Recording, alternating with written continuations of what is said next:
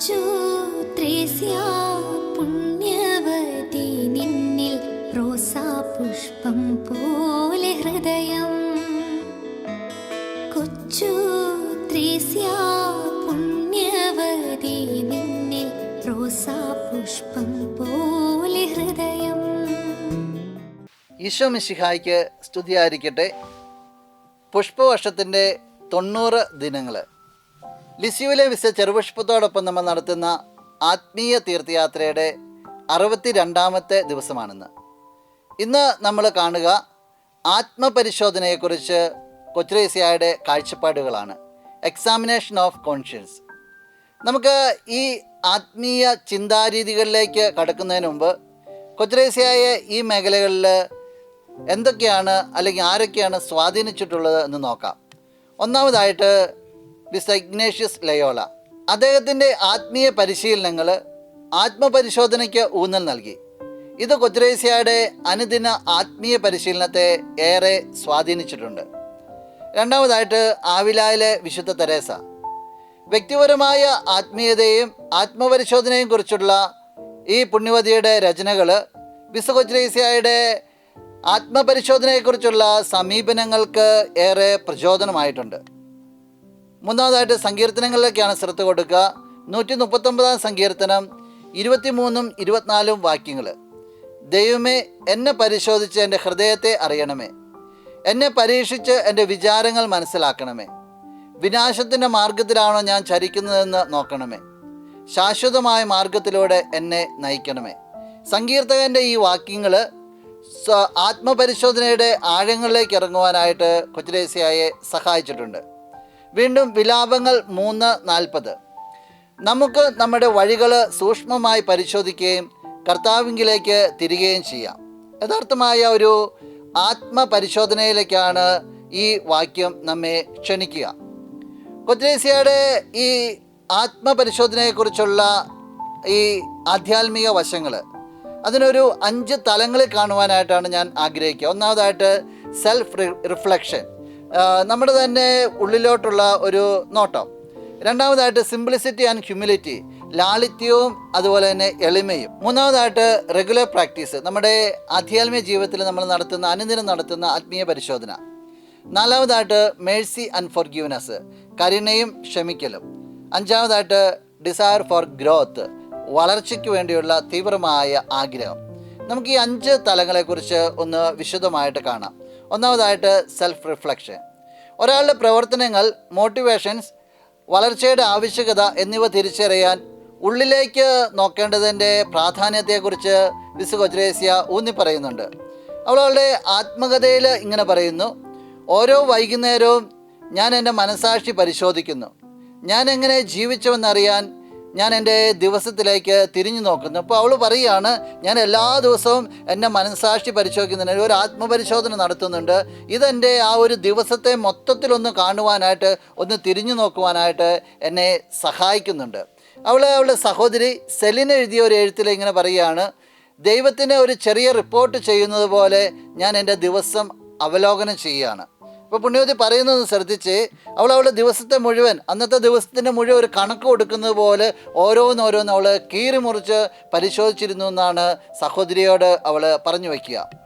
രണ്ടാമത്തെ തലം എന്ന് പറയുക സിംപ്ലിസിറ്റി ആൻഡ് ഹ്യൂമിലിറ്റി.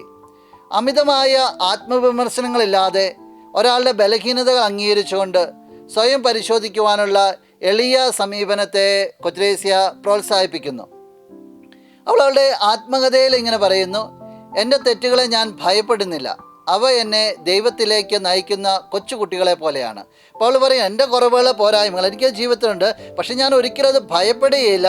എൻ്റെ ഈ കുറവുകൾ എന്ന് പറയുന്നത് എന്നെ ദൈവത്തിലേക്ക് മാടി വിളിക്കുന്ന ശിശുക്കളെ പോലെയാണെന്നാണ് അവൾ പ്രസ്താവിക്കുക. അവളൊരു എഴുത്തിൽ ഇങ്ങനെ പറയുന്നു: എൻ്റെ മനസാക്ഷി പരിശോധനയുടെ അടിസ്ഥാനം വിനയമാണ്. അപ്പോൾ ഞാൻ പുലർത്തുന്ന എളിയ മനോഭാവം, അതിൽ നിന്നാണ് ഞാൻ എൻ്റെ ആത്മപരിശോധന അനുദിന ജീവിതത്തിൽ നടത്തുക. അതെന്നെ നന്നായിട്ട് ആത്മപരിശോധനയ്ക്ക് സഹായിക്കുന്നു. മൂന്നാമത്തെ തലം എന്ന് പറയുക റെഗുലർ പ്രാക്ടീസ്.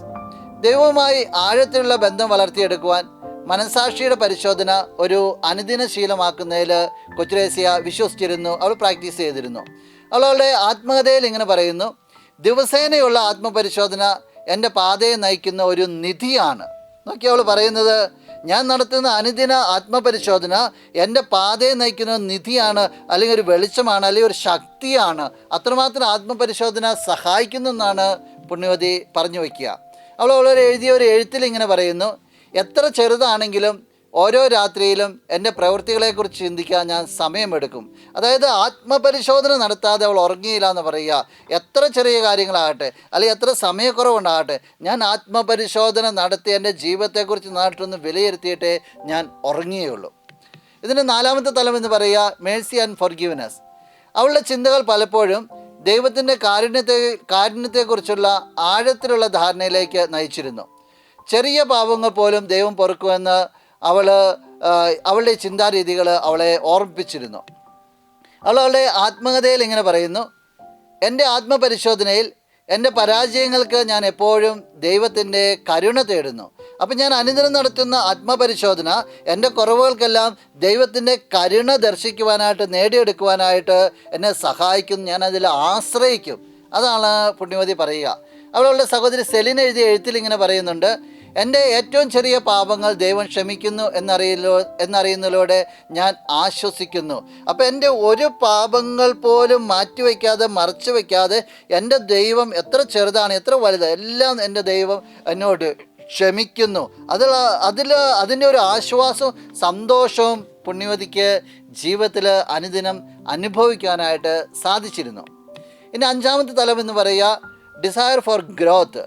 കേവലം തെറ്റുകൾ തിരിച്ചറിയാനുള്ളതല്ല ആത്മപരിശോധന, പുണ്യത്തിലും വിശുദ്ധിയിലും വളരാനുള്ള ആഗ്രഹം പരിപോഷിപ്പിക്കുക കൂടിയാണിത്.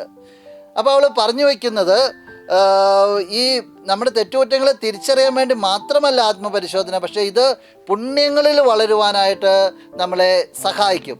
അവളുടെ ആത്മകഥയിൽ പറയുകയാണ്, ഓരോ ആത്മപരിശോധനയും എന്നിൽ ദൈവത്തോട് കൂടുതൽ അടുക്കുവാനുള്ള ആഗ്രഹം ഉണർത്തുന്നു. അപ്പോൾ ആത്മപരിശോധന ഞാൻ എൻ്റെ കുറവുകൾ കണ്ടെത്തുമ്പോൾ എനിക്ക് ഇന്നതിനൊക്കെ വീഴ്ച പറ്റിയില്ലോ എന്നുള്ള തോന്നൽ മാത്രമല്ല, ഇതെന്നെ ശക്തമായിട്ട് പ്രേരിപ്പിക്കുകയാണ് ദൈവത്തോട് കൂടുതൽ ഒട്ടിച്ചേരുവാനായിട്ട്. അതാണ് അവൾ പറയുക. അവളുടെ ഒരു എഴുത്തിൽ ഇങ്ങനെ പറയുന്നു, എൻ്റെ തെറ്റുകൾ കൃപയ്ക്കുള്ള അവസരങ്ങളാക്കി മാറ്റാൻ ഞാൻ ശ്രമിക്കുന്നു. അപ്പോൾ ആത്മപരിശോധന ഞാൻ നടത്തുമ്പോൾ, എൻ്റെ കുറവുകളൊക്കെ കണ്ടെത്തുമ്പോൾ, ഇത് കണ്ടെത്തുന്നതിലൂടെ, ഇതിന് പരിഹാരം ചെയ്യുന്നതിലൂടെ, ഞാൻ ഇവിടെ എടുക്കുന്ന ഉചിതമായ തീരുമാനങ്ങളിലൂടെ ഈ കുറവുകൾ എൻ്റെ കൃപയ്ക്കുള്ള മാർഗങ്ങളാക്കി മാറ്റുവാനായിട്ട് എനിക്ക് സാധിക്കുന്നുണ്ട്. സ്നേഹമുള്ളവരെ, കൊച്ചുരേസ്യയുടെ ഈ എക്സാമിനേഷൻ ഓഫ് കോൺഷ്യസ്, അതിൻ്റെ 5 തലങ്ങളാണ് നമ്മൾ കണ്ടത്. ഇനി ഇതെങ്ങനെയാണ് ആധ്യാത്മിക തലങ്ങളെയും മനഃശാസ്ത്ര തലങ്ങളെയും അതുപോലെ തന്നെ സാമൂഹിക തലങ്ങളെയും സ്വാധീനിച്ചിട്ടുള്ളതെന്ന് ചെറുതായിട്ട് നമുക്കൊന്ന് നോക്കാം. ഒന്നാമതായിട്ട് ആധ്യാത്മിക തലം. കൊച്ചുരേസ്യയുടെ ടീച്ചിങ്സ് വ്യക്തികളെ ആത്മപരിശോധനയിൽ ഏർപ്പെടുവാനായിട്ട് പ്രോത്സാഹിപ്പിക്കുന്നു. ഇത് സത്യസന്ധതയിലും വിനയത്തിലും വേരൂന്നിയ ആഴമേറിയ ആത്മീയ ജീവിതത്തെ വളർത്തുവാനായിട്ട് ഏറെ സഹായിക്കും. രണ്ടാമതായിട്ട് മനഃശാസ്ത്രപരം.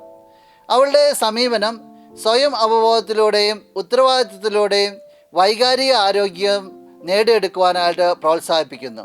ഇത് വ്യക്തികളെ അവരുടെ വികാരങ്ങളും പെരുമാറ്റങ്ങളും പ്രോസസ്സ് ചെയ്യുവാനായിട്ട് ഏറെ സഹായിക്കുന്നതാണ്. മൂന്നാമതായിട്ട് സാമൂഹിക തലം. കാരുണ്യത്തിലും ക്ഷമയിലും കൊച്ചുരേസ്യ നൽകിയ ഊന്നൽ സമൂഹത്തിൻ്റെ ചലനാത്മകതയെ രൂപപ്പെടുത്തും. അത് ധാരണയുടെയും അനുരഞ്ജനത്തിൻ്റെയും സംസ്കാരത്തെ ഏറെ പ്രോത്സാഹിപ്പിക്കുന്നു. സ്നേഹമുള്ളവരെ, കൊച്ചുരേസ്യയുടെ ഈ ആത്മപരിശോധനയെക്കുറിച്ചുള്ള ചിന്തകളുടെ അവസാനം നമുക്ക് നമ്മുടെ ജീവിതത്തെ തന്നെ ഒന്ന് പരിശോധിക്കാം. തീർച്ചയായിട്ടും അവളുടെ ചിന്തകൾ നമ്മുടെ ജീവിതത്തെ ബലപ്പെടുത്തുവാനായിട്ട് സഹായിക്കട്ടെ. ഒന്നാമതായിട്ട് നമുക്ക് നമ്മോട് തന്നെ ചോദിക്കാം, എൻ്റെ ജീവിതത്തിൻ്റെ ഏത് പ്രത്യേക മേഖലകളാണ് ഞാൻ കൂടുതൽ ആഴത്തിൽ പരിശോധിക്കേണ്ടതായിട്ടുള്ളത്? അതെന്തുകൊണ്ടാണ്?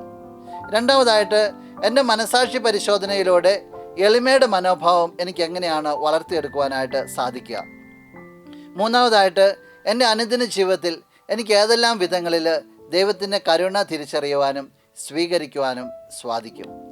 സ്നേഹമുള്ളവരെ, ഈ ആത്മപരിശോധന നമ്മെ കൂടുതൽ ആത്മീയതയിൽ ആഴപ്പെടുത്തുവാനായിട്ട് സഹായിക്കട്ടെ. ഈ നിമിഷം നമുക്ക് ഒന്നുചേർന്ന് പുണ്യവതിയോട് പ്രാർത്ഥിക്കാം. ഇഹലോക ജീവിതത്തിൽ മാലാഖയ്ക്കടുത്ത പരിശുദ്ധിയുടെയും ആധ്യാത്മിക ശിശുത്വത്തിൻ്റെയും ദൈവത്തിരുമനസ്സുള്ള പൂർണ്ണമായ കയ്യാൾപ്പിൻ്റെയും ദർപ്പണമായ വിശുദ്ധ കൊച്ചുത്രേസ്യയെ ഞങ്ങളെ നീ ദയോടെ തൃക്കൺ പാർക്കണമേ. ഞങ്ങളുടെ കാര്യങ്ങളെല്ലാം നിന്നെ ഞങ്ങൾ ഭരമേൽപ്പിക്കുന്നു. ഞങ്ങളുടെ അരിഷ്ടതകളെല്ലാം നിൻ്റേതായി നീ സ്വീകരിക്കണമേ. നിൻ്റെ ആയുസ്സിൻ്റെ ആരംഭദശയിൽ തന്നെ സ്വർഗരാജ്ഞി അമലോത്ഭവന്യ വാത്സല്യത്തോടെ നിന്നെ കടാക്ഷിക്കുകയും നീ അവിടുത്തെ വത്സല ശിശുവായി തീരുകയും ചെയ്തുവല്ലോ. ആ മാതാവിൻ്റെ ശക്തിയേറിയ മാധ്യസ്ഥം മൂലം ഞങ്ങൾക്ക് ആവശ്യമുള്ള എല്ലാ നന്മകളും, പ്രത്യേകിച്ച് പ്രിയമുള്ളവരെ, നമുക്ക് നമ്മുടെ നിയോഗങ്ങളെ ഈ നിമിഷം ചേർത്ത് വയ്ക്കാം. ഒന്നാമതായിട്ട് നമുക്ക് പുണ്യവതി പ്രാർത്ഥിക്കാം, ഈ ആത്മപരിശോധനയുടെ ആഴത്തിൽ വളരുവാനായിട്ട് നമ്മളെ സഹായിക്കണമെന്ന്. ഒപ്പം നമുക്ക് നമ്മുടെ വിവിധങ്ങളായ നിയോഗങ്ങളെ ഈ നിമിഷം ചേർത്ത് വയ്ക്കാം. ഈ അനുഗ്രഹങ്ങളും ഒരു നല്ല മരണവും സിദ്ധിക്കുന്നതിന് നിരന്തരം ഞങ്ങൾക്ക് വേണ്ടി പ്രാർത്ഥിക്കണമേ. ആമേൻ. പുണ്യവതിയുടെ തിരുശേഷിപ്പ് കൊണ്ടുള്ള ആശീർവാദത്തിനായിട്ട് നമ്മൾ ഒരുങ്ങിയാണ്. നമുക്ക് കണ്ണുകൾ അടച്ച് കരങ്ങൾ കൂപ്പി ശിരസ് നമിക്കാം. നല്ലവനായ കർത്താവേ, നിൻ്റെ ഇഷ്ടദാസിയായ ലിസിയിലെ ചെറുപുഷ്പത്തെ ഞങ്ങൾ ഏറെ സ്നേഹത്തോടു കൂടി ഓർക്കുകയാണ്. അനുദിനമുള്ള ആത്മപരിശോധനയ്ക്ക് അവൾ കൊടുത്ത പ്രാധാന്യം ഞങ്ങളെ വല്ലാതെ അത്ഭുതപ്പെടുത്തുകയാണ്. ഈശോയെ, ഞങ്ങൾ മനസ്സിലാക്കുന്നു, ഈ ആത്മപരിശോധനയാണ് നിന്നിലേക്ക് അവളെ കൂടുതലായിട്ട് അടുപ്പിച്ചത്. ഞങ്ങൾക്കും അതിൻ്റെ കൃപ നീ നൽകണമേ. ഞങ്ങൾക്കേറെ പ്രിയപ്പെട്ട ലിസിയിലെ ഞങ്ങളുടെ പുണ്യവതി നിന്നെപ്പോലെ ആത്മപരിശോധനയുടെ ആഴത്തിലേക്ക് പോകുവാനായിട്ട്, എല്ലാവരുടെയും കുറവുകളെല്ലാം ക്ഷമിച്ചുകൊണ്ട് ഞങ്ങളുടെ ജീവിതത്തെ ധന്യമാക്കുവാനായിട്ട്, ഓരോ ദിവസവും ഞങ്ങളെ തന്നെ പരിശോധിക്കുമ്പോൾ പുണ്യത്തിൽ വളരുവാനായിട്ട്, ഞങ്ങളെ ബലപ്പെടുത്തുന്ന ഓർമ്മ ഉള്ളിൽ സൂക്ഷിക്കുവാനായിട്ട്, അങ്ങനെ നിന്നിലേക്ക് നീ എങ്ങനെയാണ് ഈശോയിലേക്ക് കൂടിച്ചേർന്നത് അതുപോലെ ഈശോയിലേക്ക് ലയിച്ചു ചേരുവാനായിട്ട്, സ്വർഗീയ കാര്യങ്ങൾ കൊണ്ട് ഞങ്ങളുടെ മനസ്സ് നിറയ്ക്കുവാനായിട്ട് പുണ്യവതി ഞങ്ങൾക്ക് ഓരോരുത്തർക്കും വേണ്ടി നീ പ്രാർത്ഥിക്കണമേ, മധ്യസ്ഥം വഹിക്കണമേ. നമ്മുടെ കർത്താവ് ഈശോ മിശിഹായുടെ കൃപയും പിതാവായ ദൈവത്തിൻ്റെ സ്നേഹവും പരിശുദ്ധാത്മാവിൻ്റെ സഹവാസവും വിശുദ്ധ കൊച്ചുരേസ്യയുടെ പുഷ്പോഷവും നിങ്ങളെല്ലാവരോടും കൂടി ഉണ്ടായിരിക്കട്ടെ, ഇപ്പോഴും എപ്പോഴും എന്നേക്കും. ആമേൻ. സ്വർഗത്തിൽ ഈശോദൻ